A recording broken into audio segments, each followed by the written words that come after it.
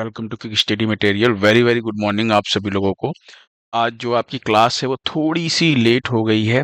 थोड़ा सा क्या है कि सर्दी जुकाम और बुखार होने की वजह से ना, थोड़ी सी प्रॉब्लम्स की वजह से, मेडिकल इशू की वजह से आज आपकी क्लास जो है थोड़ी सी लेट हुई है ना।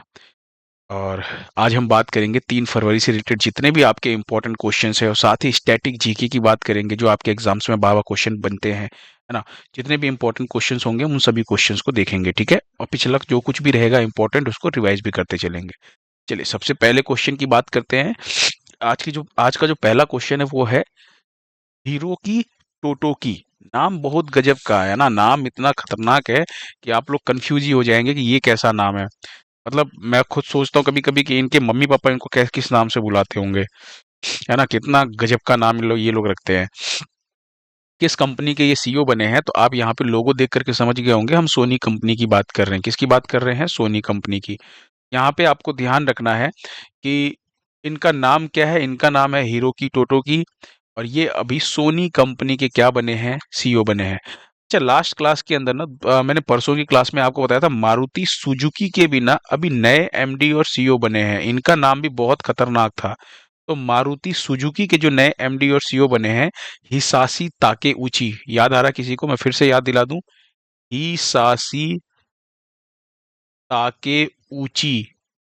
कितना खतरनाक है ना, ताके ऊंची। ये इनके मारुति सुजुकी के अभी नए एमडी और सीईओ बने हैं।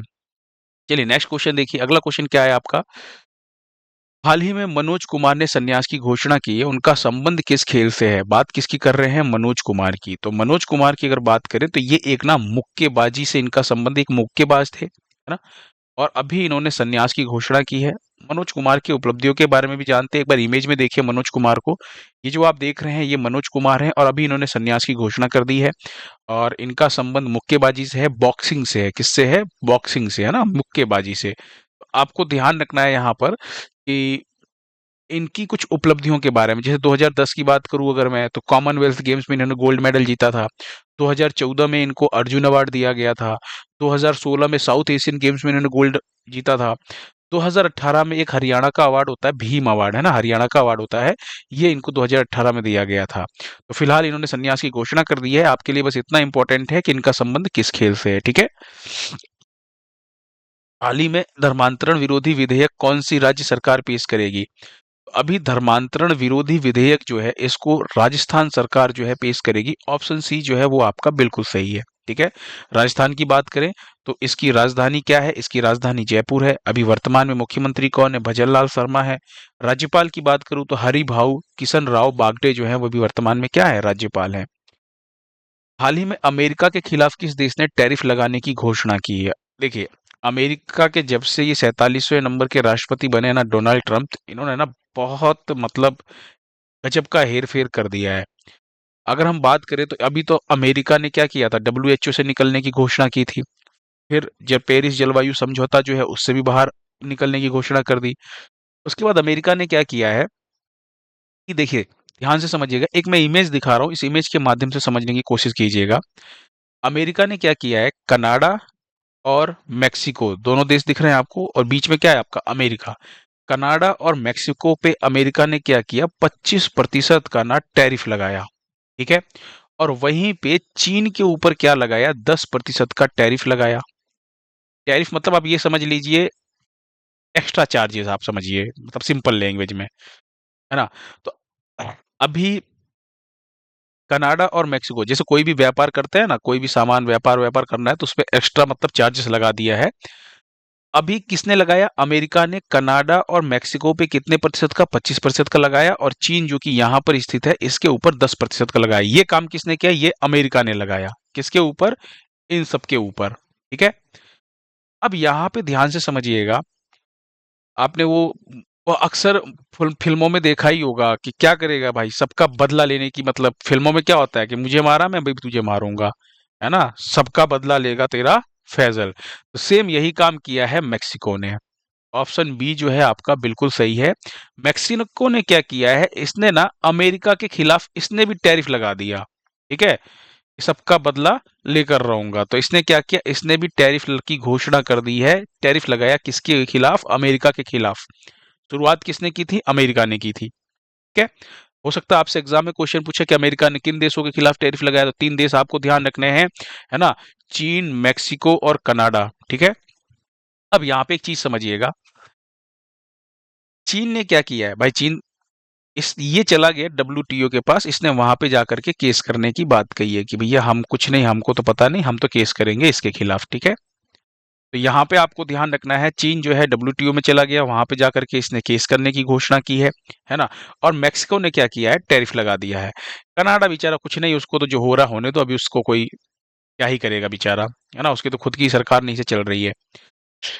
नेक्स्ट क्वेश्चन देखिए, हाई ब्लड प्रेशर यानी उच्च रक्तचाप से निपटने के लिए पोटेशियम युक्त नमक की सिफारिश किसने की है। हाई ब्लड प्रेशर या फिर अगर हम बात करें तो उच्च रक्तचाप, इससे निपटने के लिए ना पोटेशियम युक्त नमक की जो सिफारिश की है वो की है डब्ल्यूएचओ ने। डब्ल्यूएचओ ने ये सलाह दिया है कि भाई अगर पोटेशियम युक्त नमक अगर हम यूज करें ना तो हम हाई ब्लड प्रेशर से बच सकते हैं, ठीक है। तो यहाँ पर जो लोग भी एक ज्यादा नमक खाते हैं ना, उनको हमेशा एक शिकायत होती है हाई ब्लड प्रेशर की, और अगर कम नमक खाएं, नमक ना खाएं तो लो ब्लड प्रेशर की। तो आपको ध्यान रखना है कि बहुत ज्यादा नमक का यूज नहीं करना है, इसकी वजह से बहुत बीमारियां फैलती है और ब्लड प्रेशर का सीधा सीधा संबंध है। एक एग्जाम में आपके क्वेश्चन पूछा गया था, और क्वेश्चन क्या था कि स्वस्थ व्यक्ति का, एक स्वस्थ जो व्यक्ति है इसका ना ब्लड प्रेशर कितना होता है ना, इसका सामान्य रक्तचाप जिसे कहते हैं, रक्तचाप कितना होता है, ये क्वेश्चन ना एक बार नहीं कई बार आपके एग्जाम में पूछा गया है। तो आपको ध्यान रखना है 120/80 mmHg है, आपको ध्यान रखना है। ये एक सामान्य व्यक्ति का या आप कह सकते हैं स्वस्थ व्यक्ति का ये आपका ब्लड प्रेशर होता है, जो एग्जाम में पूछा गया है, याद रख लीजिएगा। 120 क्या है, तो 120 आपको ध्यान रखना है ये सिस्टोलिक प्रेशर है, और डायस्टोलिक प्रेशर क्या है, ये आपका 80 है, ठीक है। बस आप नंबर ध्यान रख लीजिएगा, इतना आपका काम चल जाएगा, है ना, कि रक्त जो है हार्ट में मतलब कितनी गति से पहुंच रहा है और कितनी गति से ये वापस निकाल रहा है, इसका मतलब ये होता है, ठीक है। ये एक इंपॉर्टेंट क्वेश्चन है, इसको ध्यान रखिएगा। नेक्स्ट क्वेश्चन देखिए, आईसीसी अंडर 19 विमेंस टी20 वर्ल्ड कप। देखिए अंडर 19 मतलब क्या होता है कि इनकी उम्र 19 साल से कम हो, उनका टूर्नामेंट है महिला टी20 वर्ल्ड कप। अभी 2025 में ना दूसरा संस्करण हुआ है। पहली बार कब हुआ था, तो पहली बार 2023 में हुआ था। आयोजन कहां पर, साउथ अफ्रीका में हुआ था, ठीक है। और इस बार जो सेकेंड एडिशन हुआ है, इसका आयोजन कहां पर, तो मलेशिया में इसका आयोजन हुआ है ना। इसके ऊपर हम डिटेल में देखेंगे अभी। अभी आप बस ये चीज ध्यान रखिए कि इसको जीता किसने, यानी विजेता कौन है। तो भारत जो है वो इसको जीता है। ऑप्शन सी आपका बिल्कुल सही है। किसको हरा करके, तो दक्षिण अफ्रीका को हरा करके जीता है। कितने से हराया है, तो 9 विकेट से हरा करके भारत ने क्या किया है, ये खिताब अपने नाम किया है। बात करें अगर यहाँ पर, तो ध्यान से समझिएगा, इसका आयोजन 18 जनवरी को शुरू हुआ था और 2 फरवरी को ये खत्म होता है। आज है आपका 3 फरवरी, कल इसका रिजल्ट आया है। इसके अंदर ना 16 टीमों ने पार्टिसिपेट किया था। विजेता की बात करूं तो भारत जो है वो आपका विजेता है। उपविजेता यानी जिसको हराया दक्षिण अफ्रीका को, निक्की प्रसाद ना भारतीय टीम की कप्तान थी, और काइना रेनेके जो है ये साउथ अफ्रीका की कप्तान थी, ठीक है। और आयोजन कहां पर, देखिए यहाँ पे लिखा हुआ है ना, मलेशिया 2025, यहाँ पर इसका आयोजन किया गया था। वहीं पे बात करें प्लेयर ऑफ द मैच और प्लेयर ऑफ द सीरीज, बहुत इजी नाम है, गोंगाड़ी रिसा। ध्यान रखिएगा ये दोनों किताब यानी प्लेयर ऑफ द मैच और प्लेयर ऑफ द सीरीज दोनों इन्हीं के नाम पे है, ठीक है। इन्होंने 309 रन बनाए हैं। एक सर्वाधिक विकेट ध्यान रखिएगा, वैष्णवी शर्मा, ये काफी चर्चा में थी, क्यों थी, क्योंकि इन्होंने हैट्रिक ली थी। 17 विकेट इन्होंने इस टूर्नामेंट में लिए हैं, हैट्रिक की वजह से काफी चर्चा में था यह नाम, इसलिए इसको याद रखना, वैष्णवी शर्मा ये नाम याद रखना है, हो जाएगा। चलिए नेक्स्ट क्वेश्चन देखिए, हाल ही में पॉली उमरिगर अवार्ड से किसे सम्मानित किया गया है। पॉली उमरिगर अवार्ड की अगर हम बात करें तो जसप्रीत बुमराह और स्मृति मंधाना दोनों को सम्मानित किया गया, यानी ऑप्शन डी आपका बिल्कुल सही है।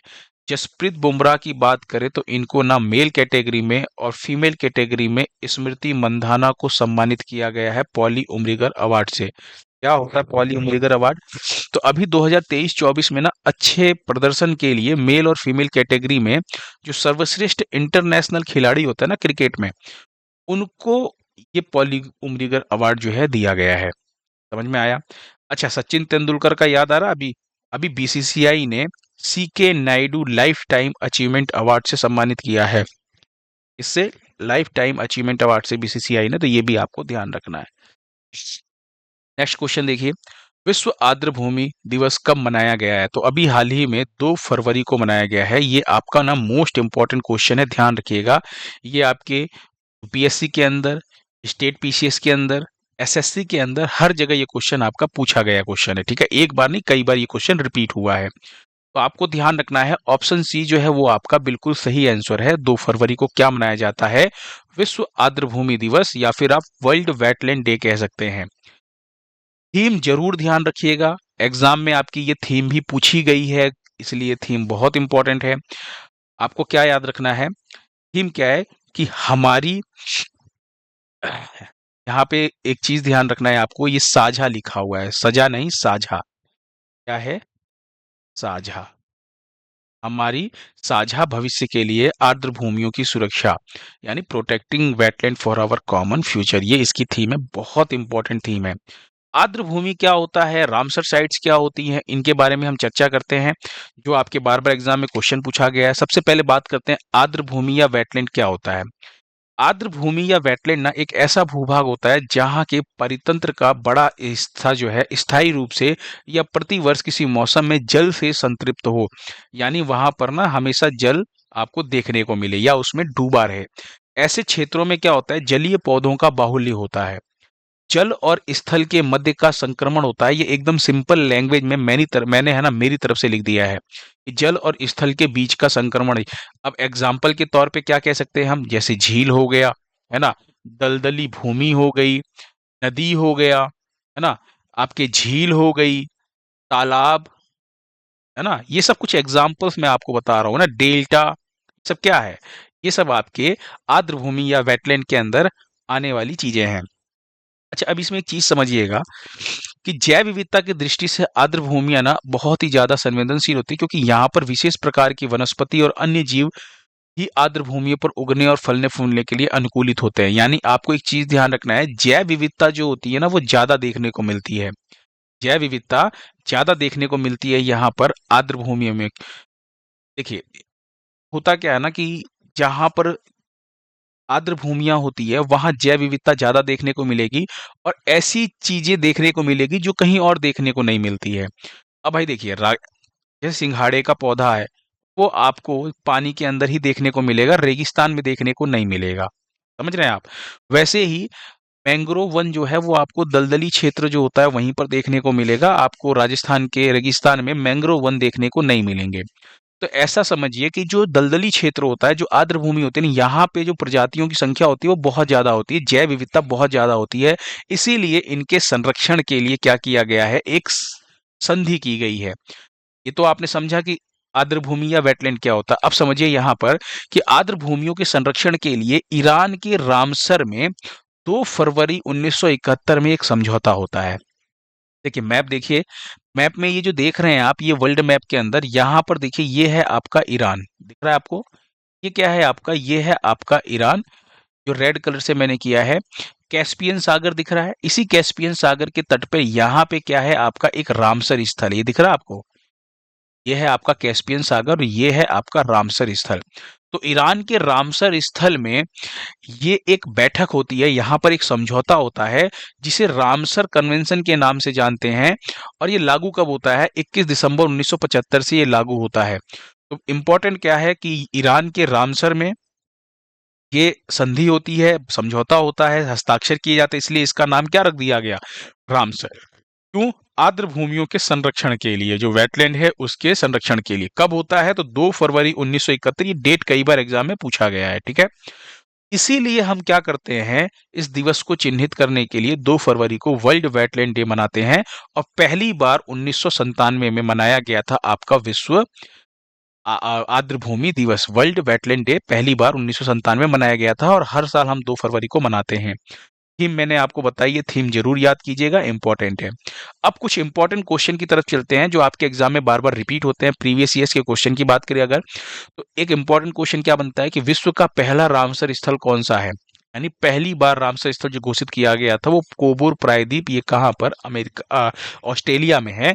कब किया गया था? 1974 में। तो विश्व का पहला रामसर स्थल।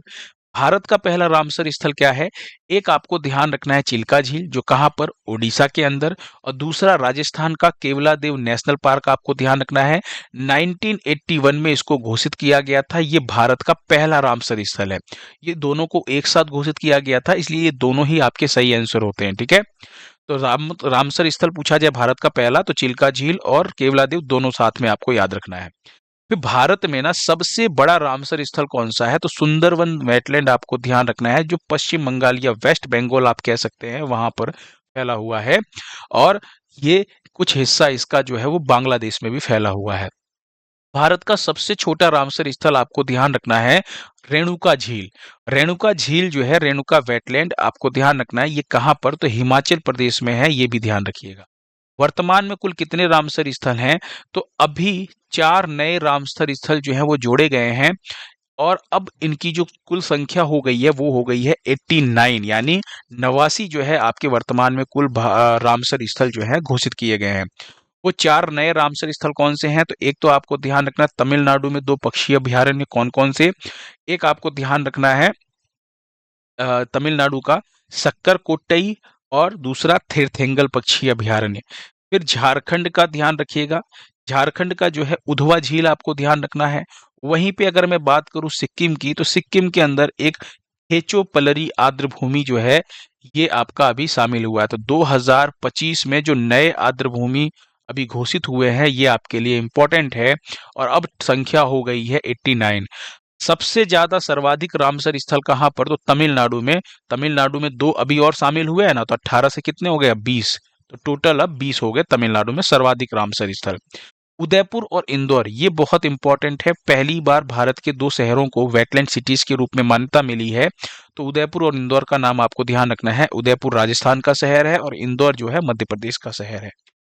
नेक्स्ट क्वेश्चन देखिए, ग्लोबल टीचर प्राइज 2025 के लिए किसे चुना गया है?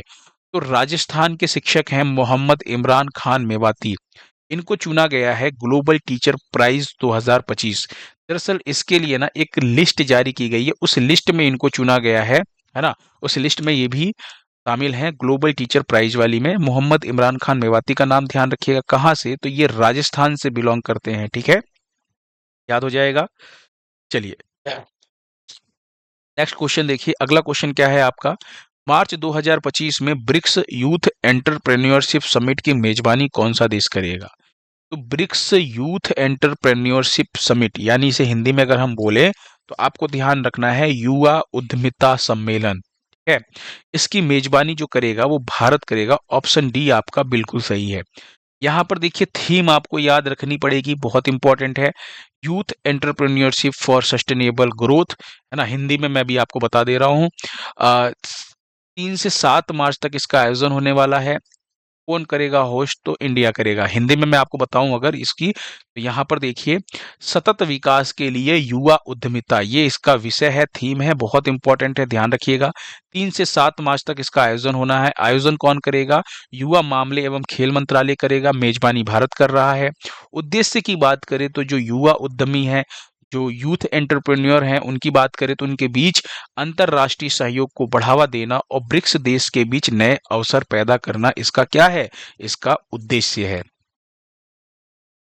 ओंकोसेरसियासिस, ध्यान रखिए क्या है? ओंकोसेरसियासिस को खत्म करने वाला पहला अफ्रीकी देश कौन सा बन गया है? तो ओंकोसेरसियासिस जो है, ये एक बीमारी है जो परजीवी के कारण फैलता है। किसके कारण? परजीवी से फैलता है ये। और इसको फैलाने का जो मुख्य काम है वो एक ब्लैक फ्लाई मक्खी के द्वारा फैलता है। किसके द्वारा? ब्लैक फ्लाई मक्खी के द्वारा। इसका दूसरा नाम क्या है? रिवर ब्लाइंडनेस, ध्यान रखिएगा। इसमें जो इंसान होता है ना, वो अंधेपन का शिकार हो जाता है, उसको दिखना जो है वो कम हो जाता है, अंधेपन का शिकार होने लगता है। और पहला अफ्रीकी देश कौन बना है? नाइजीर बना है। कौन? नाइजर। ऑप्शन ए आपका बिल्कुल सही है। तो सबसे पहले बात करते हैं इस रोग के बारे में। ये जो रोग है, ये नदी के किनारे के इलाके में जो काली मक्खियां पाई जाती हैं, उनके द्वारा फैलता है, यानी हम बात करें तो ब्लैक फ्लाई कहते हैं। रिवर ब्लाइंडनेस के नाम से जाना जाता है इसको, दूसरा नाम इसका रिवर ब्लाइंडनेस है। किस परजीवी के कारण होता है? तो ओंकोसेरका वल्वुलस जो परजीवी है, इसी के कारण ये बीमारी फैलती है आपकी। इस उपलब्धि को हासिल करने वाले अन्य देश कौन से हैं? यानी हम बात करें तो यहाँ पर मैप में देखिए, मैप में जो है नाइजर जो है ये आपको दिख रहा है, और ये ना अफ्रीका महाद्वीप का तो पहला देश है, लेकिन वहीं पूछूं अगर मैं वर्ल्ड की, तो वर्ल्ड में ये पांचवा देश है। ठीक है, तो इसको खत्म करने वाला पांचवा देश विश्व में, और अफ्रीका का पहला देश। तो इस उपलब्धि को मतलब इसको खत्म करने की जो उपलब्धि है हासिल करने वाले अन्य देश कौन से हैं? तो कोलंबिया, इक्वाडोर, ग्वाटेमाला और मेक्सिको है। और अब पांचवा जो देश बना है वो कौन बना है? वो नाइजर बना है। समझ में आया? लास्ट टाइम पे मैंने आपसे एक क्वेश्चन पूछा था लेजिम लोक नृत्य के बारे में कि ये किस राज्य से संबंधित है। लेजिम लोक नृत्य जो है ये आपका महाराष्ट्र से संबंधित है। ऑप्शन डी आपका बिल्कुल सही है। सबके कमेंट मैंने पढ़े थे, सभी के आंसर बिल्कुल सही आंसर थे। ठीक है, आज आपके लिए एक बहुत इंपॉर्टेंट क्वेश्चन है, नए रामसर स्थल भारत में घोषित हुए हैं, कितने हुए हैं? और सिर्फ आपको संख्या नहीं बतानी है, आपको उन चारों के नाम भी बताने हैं कमेंट बॉक्स में। ठीक है, ये नाम भी बताने, इसलिए कह रहा हूं ना कि ये नाम बहुत इंपॉर्टेंट है। ठीक है, क्योंकि नए हैं, बहुत इंपॉर्टेंट क्वेश्चन है रामसर। आज मैंने रामसर साइट्स क्या होती है, आर्द्रभूमि क्या होती है, इसके बारे में पूरी डिटेल में क्लास ली है। आई होप कि आप लोग गलत आंसर तो बिल्कुल नहीं देंगे। ठीक है, कमेंट बॉक्स में आप लोग आंसर दीजिएगा, है ना। और आज थोड़ा सा क्या है, वॉइस प्रॉब्लम हो सकती है काम की वजह से। पीडीएफ जो है वो आपको कहाँ पर? टेलीग्राम चैनल पे मिलेगा। लाइक का टारगेट वही रखूंगा मैं, 100 लाइक मुझे इस वीडियो पे भी चाहिए, और मेरे पिछले वीडियोस पे 100 लाइक आए हैं, है ना। उसके लिए थैंक यू सो मच, मुझे उससे काफ़ी मोटिवेशन मिलता है। ठीक है, मिलते हैं नेक्स्ट लेक्चर में। Thank you so much.